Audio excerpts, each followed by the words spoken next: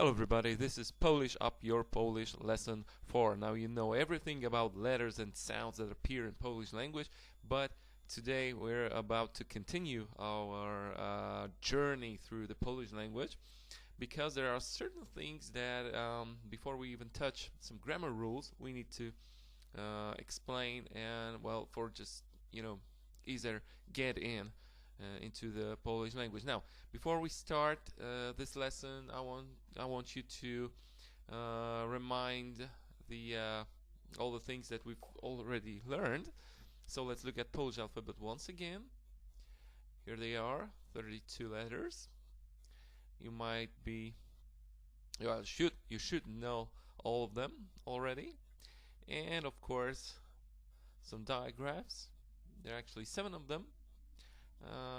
Those sounds are pretty easy to repeat, but today we're gonna try to use at least some of them and finally meet some Polish words, and you'll be able to repeat them after me. Now, in this lesson I want to tell you a little bit about syllables because they are kind of important in all of the languages and especially in Polish language.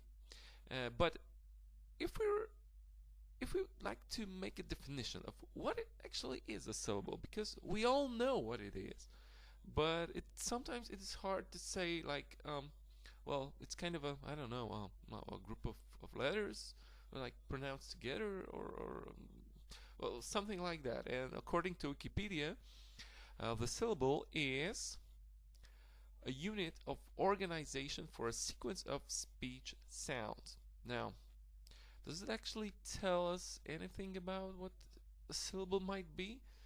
Well, I'm not sure about that because it's really hard to define. Actually, in Polish language, there is no such clear definition of what syllable is. But for the purpose of teaching, we should say that there is like I've mentioned, a group of letters basically concentrated around a vowel to make our speech easier. So we are pronouncing certain groups of letters together to make those sounds, to make the language and the words and sentences understood. So I don't know if it's a scientific definition of a syllable, but for the purpose of our lessons, I think it's enough to say that, especially for Polish language. All right. So the rule of Polish language when it comes to syllables is like this: each syllable consists of one vowel. In English language, there are plenty of vowels or so-called double vowels, diphthongs, that are pronounced together, and they make one syllable as we speak. In Polish language, it is not, where each syllable consists of one vowel. Of course, what would be a rule without exceptions? And there are actually 2 exceptions in Polish language. One of them is considered like every time. The other one appears only in certain cases. But before we go to the exceptions, I want to give you some examples of syllables. Very simple. Okay, so let's meet our first Polish words. Ta-da! Here it is. Okay, first example. Very simple word for mom. Because in Polish, much like in English, you can say mom, mommy, mother, and so on. And this is actually a word that says it's very popular. Let's say like my mom. In Polish works the same. Okay, this word consists of 4 letters, M-A-M-A. So in Polish there would be like m-a, m-a, and that's how it is pronounced. Mama, ma. Okay, the second pronunciation, ma was without stress, but the stress falls on the first syllable here, so it's mama. Okay, there are not. It appears that this first syllable might be a little bit longer, but it actually is not. It's just that when you put a little bit stress to the syllables, they sometimes appear that they sound a little bit longer, but they do not. Okay, so This is the word for mom, and as you can see, the letter F stands right after the word because it means that it's feminine, because we have certain genders in Polish language. So I'm going to denote that with letters M for masculine, F for feminine, and N for neutral. And the other word for the example is mail or post office. This is the same thing because like email or a mail, regular mail, but also as a building. It's, you know, that's the expression for the building as well. So we can send letters and certain things. And this word consists of 6 letters, but as we can see, we have 2 vowels, O and A. Or so in Polish, O, A. Simple as that. And one of the digraphs, C and Z, that stands for English C and H. Right? So try to pronounce this word yourself, or maybe I'll give you the pronunciation first. Now, let's first spell the word. P in Polish, of course. O, C, C in English, right? But all right. So let's pronounce those letters separately, okay? P, O, C, Z, T, A. But C and Z stands for T sound, okay? So P, O, T, T, A. And the stress falls also on the first syllable here. Definitely not on the last one. So it will be pronounced like poczta. Very simple. Just spell all the letters, all the digraphs, and then you'll find how the word is pronounced. Very simple. P, O, Ch, T, A, poczta. Simple as that. Okay, now, but let's look at some exceptions, because there are, like I've mentioned, 2 of them, and the one that's always present in Polish language. Well, number 1, C plus I plus V.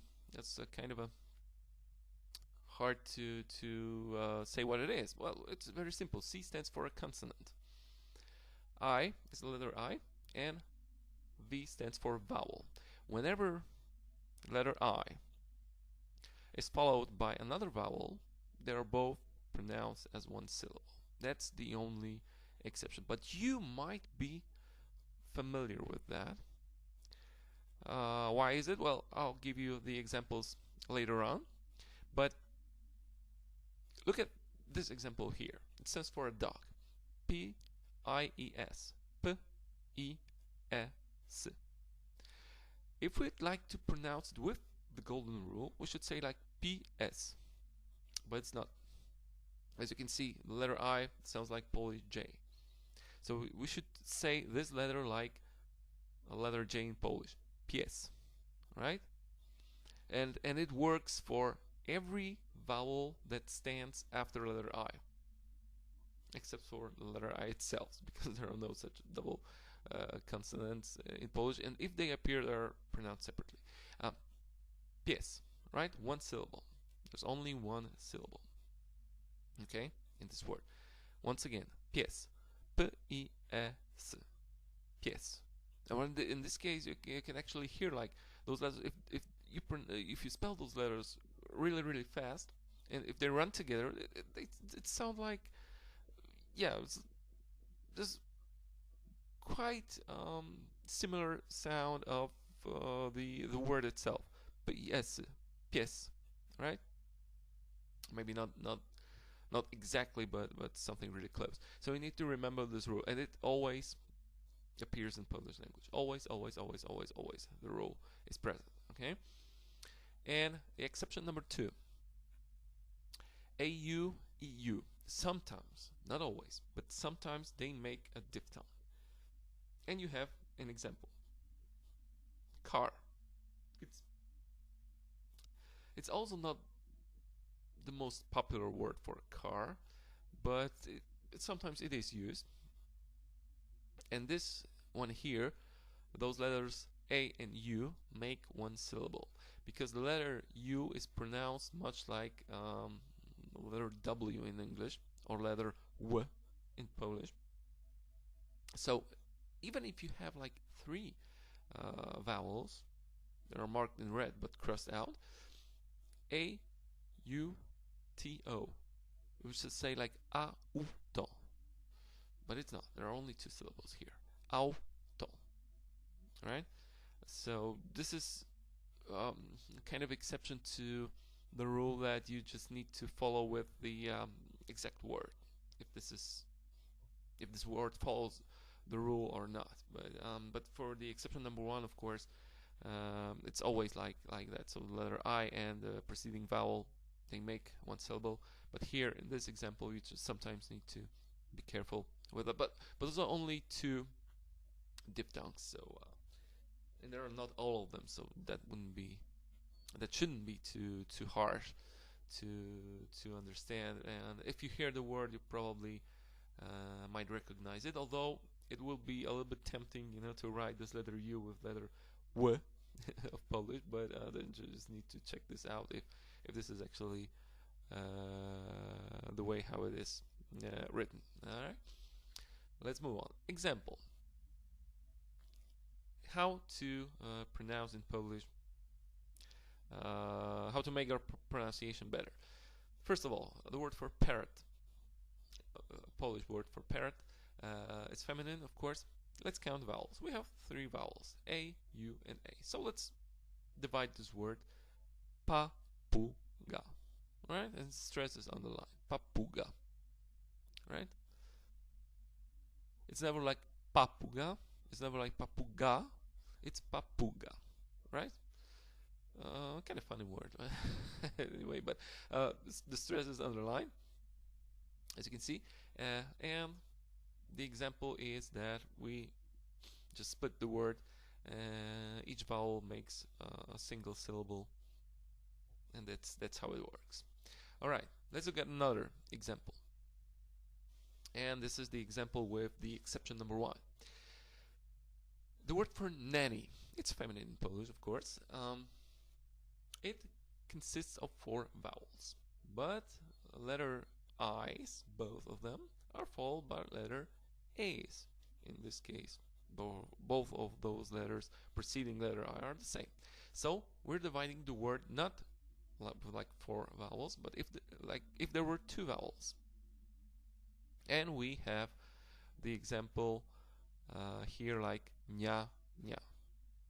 And of course the first syllable is stressed, because in Polish the last syllable is never stressed unless it is a single syllable word, but we're going to talk about that as well.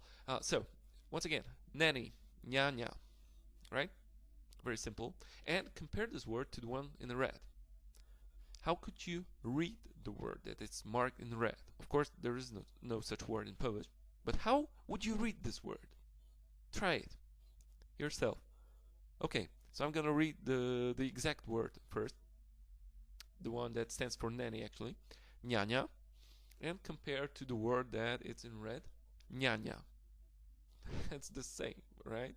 But as I've mentioned, the letter N with this slash or S or C or Z, they never followed by a vowel. So in this case, the word for nanny, N-A, N-I-A, N-I-A, this is the exact word, N-I-A, not N-A. Okay, so this is very simple. Simple as that because when you hear the word and the vowel appears after this kind of a sound, ni, chi, and so on, you know that this is not ts with a slash, but ts, i, or in this case, n, i. Simple as that. Okay, that's it for now. Lesson 4 is over. We went through some examples of Polish words, of Polish pronunciation. This is kind of important to get this idea of how those syllables are made, because it will help us out throughout our teaching process. So as long as you follow those lessons and you can actually understand the idea behind it, that's good. If it's not clearly understood, just go through those lessons once again. I believe I'm explaining those things slow enough to make you understand all of them, so I'm hoping to see some progress And well, that's it. That's it for lesson number 4. We're gonna continue our pronunciation things, and I'll tell you a little bit more about that before we jump into the grammar rules of Polish language. So thanks again for watching. See you next time with lesson number 5. Bye bye.